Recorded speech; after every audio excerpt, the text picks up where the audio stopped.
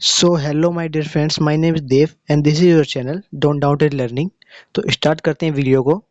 तो आज की वीडियो हम करेंगे द यूनिट ऑफ सेल। ठीक है, तो सेल स्टार्ट करते हैं। सेल स्टार्ट करने से पहले मैं आपको सेल के बारे में कुछ बताना चाहूँगा। सेल जो होती है हमारी बॉडी में, ह्यूमन बॉडी में एक सबसे छोटी इकाई होती है, क्रियात्मक। ठीक है, जो कि सारे ही कार्य को करती है हमारी बॉडी के अंदर, और इसका एक स्ट्रक्चर भी होता है। तो हम देखते हैं, स्टार्ट करते हैं डेफिनेशन से। जैसा कि आप इस पिक्चर में देख पा रहे होंगे, इस तरीके का सेल हमारा दिखता है कुछ। ठीक है, और डेफिनेशन देखते हैं। तो डेफिनेशन में क्या लिखा है? Cell is the smallest structural and functional unit of a human body. ठीक है, या living that is capable to represent all the living properties independently. ठीक है, यानी कि सेल जो है हमारी बॉडी में सबसे छोटी इकाई होती है, और जो कि स्ट्रक्चरल एंड फंक्शनल यूनिट होती है हमारी बॉडी में। ठीक है, यानी जिससे हम स्ट्रक्चरल, यानी कैसे कोई भी बॉडी का ऑर्गन है वो छोटी छोटी सेलों से मिलकर ही बना है। ठीक है, यानी वो एक स्ट्रक्चर का निर्माण करती है सेल। और फंक्शनल यानी जैसे कोई भी हमें सिग्नल, जैसे हमें बोलना, जैसे हमारे माइंड में आया कि हमें फ़ोन हमारा उठाना है, तो उसका सिग्नल हमारे माइंड से सेल्स के द्वारा ही गया कि फ़ोन को उठाना है। इस तरीके से फंक्शनल वर्क भी हमारे बॉडी में जो होती है सेल का ही होता है। ठीक है, it is capable represent all living properties independently, यानी कि सारे कार्यों को ना जो इंडिपेंडेंटली कर सकती है। ठीक है, यही है सेल की डेफिनेशन। आगे देखते हैं। तो जो हमारी सेल होती है वो किन किन चीज़ों से मिलकर बनी होती है। ठीक है, a cell is made up of following three parts, यानी कि कोई भी एक सेल होती है वो थ्री पार्ट से मिलकर बनी होती है। पहला जो हमारा होता है वो है प्लाज्मा मेम्ब्रेन, सेकंड जो होता है वो है साइटोप्लाज्म, थर्ड है हमारा न्यूक्लियस। तो आइए एक एक करके इन वीडियो में हम इन टॉपिक्स को देखते हैं। सबसे पहले स्टार्ट करते हैं plasma membrane. So plasma membrane, तो देखो सबसे पहले इसकी डेफिनेशन देखते हैं। Plasma membrane is the outermost covering layer of a cell, is semi-permeable, flexible and porous membrane made of double layer of phospholipids with embedded protein molecules। और ठीक है, पहले इसको देख लेते हैं। प्लाज्मा मेम्ब्रेन क्या होता है कि ये आउटर मोस्ट कवरिंग लेयर होती है किसी भी सेल की, यानी जो सबसे बाहरी परत होती है ना किसी भी सेल की, उसी को हम प्लाज्मा मेम्ब्रेन कहते हैं। ठीक है, और ये होती क्या है? फ्लेक्सिबल होती है, यानी इस पे जैसे कोई चीज टच करती है तो ये फ्लेक्सिबल होती है।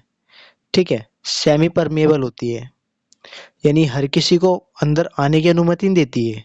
जो इसके लिए जरूरी है, इम्पोर्टेंट है, प्रोटीन्स हो गए, विटामिन हो गए, उन्हीं को ये अपने अंदर आने देगी। ठीक है, सेमी परमेबल होती है, फ्लेक्सिबल होती है, और porous membrane made of double layer, यानी इसमें पोरस मेम्ब्रेन होती है।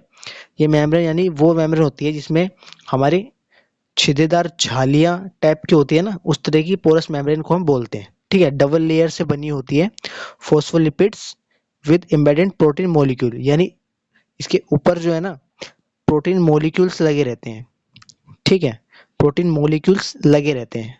डायग्राम में आप देखोगे तो आपको साइड की तरफ अलग से ही दिख जाएगा प्रोटीन मॉलिक्यूल्स किस तरीके के दिखते हैं, जो कि एक मशरूम की तरह दिखते हैं।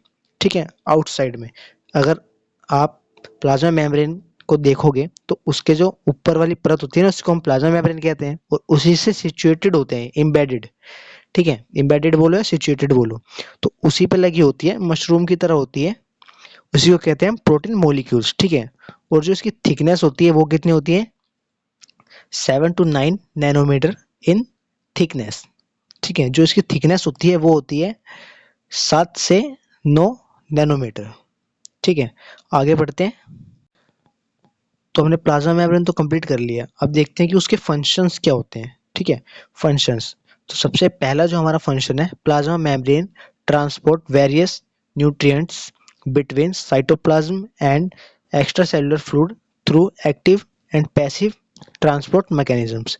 यानी कि जो प्लाज्मा मेम्ब्रेन होता है वो क्या करता है, हमारे न्यूट्रिएंट्स को वेरियस न्यूट्रिएंट्स को ट्रांसपोर्ट करता है, ठीक है, between cytoplasm and extra cellular fluid के through active and passive transport mechanism, यानी किसके थ्रू, एक्टिव और पैसिव मैकेनिज्म के थ्रू।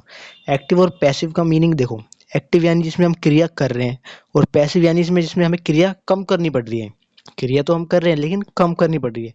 और एक्टिव में क्या है, हम पूरी प्रक्रिया खुद ही कर रहे हैं, ज़्यादा मेहनत लग रही है इसमें, ठीक है। एक्टिव और पैसिव का यही मीनिंग होता है। एक्टिव में हमें ज़्यादा मेहनत करनी पड़ती है और पैसिव में जो है हमें कम मेहनत करनी पड़ रही है, ठीक है, उसके थ्रू। सेकेंड पॉइंट देखते हैं, it is selectively permeable, allows entry of certain substance in and out of cytoplasm such as hormones, enzymes, electrolytes and vitamins, water and mineral. यानी कि ये जो होता है हमारा, इट इज सेलेक्टिवली परमिएबल, यानी ये हर किसी को अंदर नहीं आने देगा। प्लाज्मा मेम्ब्रेन के अंदर ये हर किसी को नहीं आने देगा, ठीक है। क्यों नहीं आने देगा, क्योंकि ये जैसे अगर कोई भी एंजाइम जो सेल को खा जाएगा उसको क्यों आने दोगे आप। जैसे कि आप एग्जांपल लो, आप ही हो, आप अपने अपने आप से किसी से दोस्ती करनी है आपको, आप अच्छे ही व्यक्ति से करोगे, है ना। खराब से कौन करता है, खराब से नहीं करेंगे। तो उसी तरीके से ये है, ये भी उन्हीं को अंदर आने देगा जो इसके लिए बेनिफिशियल होंगे, ठीक है, उन्हीं को। Certain substance in and out, यानी अंदर और बाहर आने देगा ऑफ साइटोप्लाज्म, सच एज, जैसे किसको आने देगा, ये वो लिखा है, hormones, enzymes, electrolytes and vitamins, water and gases, ठीक है, इन सब चीज़ों को ये आने देगा अंदर, ठीक है। नेक्स्ट थर्ड फंक्शन देखते हैं इसका।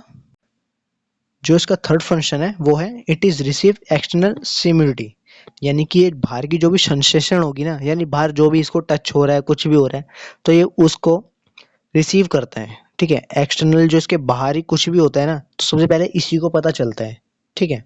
सबसे पहले इसी पे इफेक्ट पड़ेगा। इफेक्ट क्यों पड़ेगा, क्योंकि सबसे आउटर मोस्ट लेयर है ये, ठीक है, इसलिए। और जो फोर्थ है इसका, it encloses the content of cell, यानी कि ये सेल के अंदर जो भी चीज़ है ना उसको कंटेन करता है, यानी सबसे बाहरी बाउंड्री तो है ये सेल की, ठीक है। तो ये सेल के अंदर जो भी चीज़ है, गोल्गी कॉम्प्लेक्स हो गया, और भी काफ़ी सारे हैं, माइटोकॉन्ड्रिया, ठीक है, जितने भी हैं उन सब चीज़ों को ये अंदर की साइड इनक्लोज करता है, यानी बंद करता है अंदर, ठीक है। फोर्थ फंक्शन था इसका ये। और फिफ्थ जो फंक्शन है वो है, it can make connection with plasma membrane of other cell to form tissues, यानी कि ये क्या करता है, कनेक्शन बनाता है plasma membrane of other cell, यानी प्लाज्मा मेम्ब्रेन कनेक्शन बनाता है किसके साथ, अदर सेल्स के साथ। क्यों बनाता है, क्योंकि उसे टिश्यूज फॉर्म करने हैं, ठीक है। इट कैन मेक कनेक्शन, ये कनेक्शन बनाता है और मेक करता है, फॉर्म या मेक टिश्यूज, टिश्यूज बनाता है। टिश्यूज को हिंदी में कहते हैं हम उत्तक, ठीक है। नेक्स्ट देखते हैं आगे का। सो साइटोप्लाज्म देखते हैं अब। Cytoplasm, cellular fluid present in between the nucleus and plasma membrane. Cytoplasm जो होता है ना, वो क्या होता है, न्यूक्लियस और हमारे प्लाज्मा मेम्ब्रेन के बीच में जो फ्लूइड प्रेजेंट होता है ना, उसी को कहते हैं साइटोप्लाज्म। यानी न्यूक्लियस और प्लाज्मा मेम्ब्रेन के बीच में जो प्रेजेंट है वो एक फ्लूइड है, वही साइटोप्लाज्म है, ठीक है, simple. It is compose two parts, और ये क्या है, टू पार्ट्स में बटा हुआ है। पहला है हमारा साइटोसोल और सेकंड है हमारा ऑर्गेनेल्स, ठीक है। अब एक एक करके इनको डिस्कस करते हैं। तो देख, जो कि हमारा साइटोप्लाज्म, ठीक है, जिसके अंदर हमारा आता है साइटोसोल, फर्स्ट वाला। तो इसको देखते हैं। Cyto means and sol means solution, ठीक है। यानी साइटो का मीन्स क्या होता है, देखो दो पार्ट्स में डिवाइड कर दिया। जैसे साइटो मीन्स हो गया हमारा सेल, और सोल मीन्स हो गया हमारा सॉल्यूशन, ठीक है, simple. Thus fluid part of cytoplasm constitute cytosol which is, यानी कि जो इसमें है हमारा साइटोप्लाज्म में जो हमारा साइटोसोल है वो क्या करता है, 55% कंसिस्ट करता है, ठीक है, पूरे प्लाज्मा मेम्ब्रेन में। यानी पूरे प्लाज्मा मेम्ब्रेन 100% मान लो, 100% में 55% जो है हमारा साइटोसोल है और 45% हमारा ऑर्गेनल्स है, ठीक है, सिंपल। और इट्स कंटेन, और ये कंटेन करता है, it's contain form proteins, fat protein बनाता है, फैट्स बनाता है, ग्लूकोज बनाता है, ग्लाइकोजन बनाता है, डिसॉल्व गैसेस के एग्जांपल हमारे हो गए कार्बन डाइऑक्साइड, ठीक है, और ऑक्सीजन और एमिनो एसिड, ठीक है, एमिनो एसिड हो गया, पिगमेंट्स, एसिड पिगमेंट्स हो गए, और इलेक्ट्रोलाइट्स में हमारे क्या क्या आ जाएंगे, सोडियम, पोटेशियम, ठीक है, क्लोरीन, और बाइकार्बोनेट HCO3, ठीक है, बाइकार्बोनेट, और ATP यानी एडिनोसाइन ट्राइफॉस्फेट, इसका फुल फॉर्म होता है, और इसे हम power house of the cell भी कहते हैं, ठीक है, और ये मिनरल्स बनाता है एंड वाटर्स, ठीक है। तो यही चीज़ें हैं जो ये मेक करता है, ठीक है। सिंपल सी लैंग्वेज में अगर इसको डिफाइन करता हूँ मैं, यानी कि साइटो मीन्स हो गया हमारा सेल, और सोल मीन्स हो गया हमारा सॉल्यूशन, ठीक है। और ये क्या है, 55% कंटेन करता है पूरे साइटोप्लाज्म में, और ये क्या, ये फॉर्म क्या करता है, it is content and form protein, fats, glucose, dissolve gases, ATP, minerals, bicarbonates, ठीक है, सिंपल, ये इतना हो गया। अब नेक्स्ट देखते हैं हमारा ऑर्गेनल्स। सो हमारा ऑर्गेनल्स में क्या क्या आता है वो देखते हैं। These are membrane bound organize cytoplasmic structure और dissect morphology and functional present in a human cell, they are also called microorgans। यानी कि देखो, ये सेल के अंदर जो भी होता है ना, फंक्शनल और स्ट्रक्चर वर्क जितना भी होता है ना, वो सारे के सारे ऑर्गेनल्स के काम है, ठीक है। और इसके अंदर हमारे क्या क्या आता है, देयर नेम आर अंडर, यानी इसके अंदर अंदर जो हमारे आते हैं उनके नाम देखो। जो सबसे पहला हमारा आता है mitochondria, लाइजोम, rhizomes, Golgi complex, endoplasmic reticulum, ठीक है, माइक्रोफ्लामेंट, माइक्रोफ्लामेंट है, स्पेलिंग मिस्टेक ठीक कर रहे हैं ना, माइक्रोफ्लामेंट्स, और ट्यूब्यूल, सेंट्रोजोम, और पेरोक्सीसोम।